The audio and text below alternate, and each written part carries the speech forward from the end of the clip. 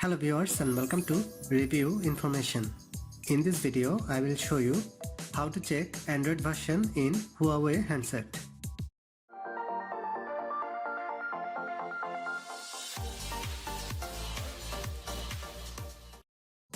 Go to the settings from your apps list. Scroll down and find the option System. Tap on this.